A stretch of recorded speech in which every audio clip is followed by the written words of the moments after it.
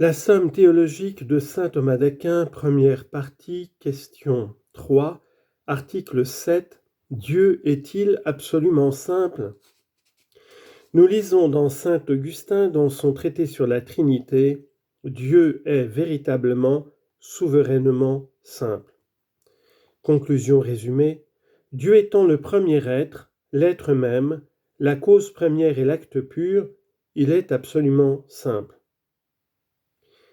Explication. On peut démontrer la simplicité divine de plusieurs manières. Premièrement, par ce qui a été établi jusqu'ici. Comme Dieu ne renferme point de parties quantitatives, attendu qu'il n'est pas un corps, comme il n'est pas composé de matière et de forme, vu qu'il est un acte pur, comme en lui la nature ne diffère pas du suppôt, ni l'essence de l'être, comme il n'a ni genre, ni différence, ni sujet, ni accident, il s'ensuit manifestement qu'il n'est composé d'aucune manière, mais qu'il est absolument simple. Deuxièmement, le composé est postérieur au composant et reste sous sa dépendance. Mais Dieu est, comme nous l'avons vu, le premier être et le souverain Seigneur de toutes choses. Troisièmement, tout composé a une cause. Pourquoi ? Parce que des choses diverses ne peuvent se réunir en une seule que sous l'action d'une cause étrangère. Or Dieu, nous l'avons prouvé, n'a point de cause. Au contraire, il est lui-même la cause première de tous les êtres. Quatrièmement, tout composé renferme acte et puissance, car dans le tout, certaines parties sont en acte à l'égard des autres, ou du moins toutes les parties sont en puissance à l'égard de l'ensemble. Or, il ne peut y avoir en Dieu puissance et acte. Cinquièmement, le composé est une chose que n'est pas telle ou telle de ses parties. En effet, deux sortes de composés, ceux qui sont formés de parties dissemblables et ceux qui sont formés de parties semblables. Or, dans les composés de la première sorte, les parties ne sont pas la même chose que le tout. Une partie de l'homme, par exemple, n'est pas l'homme, une partie du pied n'est pas le pied. Ensuite, dans les composés de la seconde espèce, on peut dire des parties, nous le savons, certaines choses qu'on dit du tout. Ainsi, une partie d'air est de l'air, une partie d'eau est de l'eau. Mais tout ce que nous disons du tout, nous ne pouvons le dire des parties. Car si une masse d'eau a 2 coudées pour nous servir de cet exemple, une partie ne les a pas.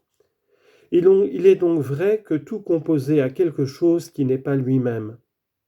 Mais si ce qui a une forme peut renformer quelque chose qui ne soit pas dans sa nature, si le blanc par exemple peut réunir quelle quantité qui n'appartienne pas à la blancheur, par contre la forme elle-même ne peut rien contenir qui lui soit étranger. Or Dieu est la forme, ou plutôt l'être même. Donc il ne peut rien avoir hors de sa nature, donc il n'est pas un tout, donc il est absolument simple. Saint Hilaire touche ce raisonnement quand il dit, dans son traité sur la Trinité, « Dieu qui est la force et la lumière n'a ni la faiblesse ni les ténèbres ». Première objection, il paraît que Dieu n'est pas absolument simple, car tout ce qui vient de Dieu lui ressemble, de sorte que l'on peut conclure par cette seule considération que tous les êtres viennent du premier être et tous les biens du premier bien. Or, rien n'est absolument simple dans les choses qui viennent de Dieu. Donc, Dieu ne l'est pas lui-même. Réponse. Les choses qui viennent de Dieu lui ressemblent autant qu'un effet peut ressembler à la première cause. Or, il est de la nature d'un effet d'être composé de quelque manière, ne serait-ce que parce que son être diffère de son essence, comme nous le verrons dans la suite. Deuxième objection. Il faut attribuer à Dieu tout ce qu'il y a de meilleur. Or, dans le monde, les choses composées sont meilleures que les choses simples.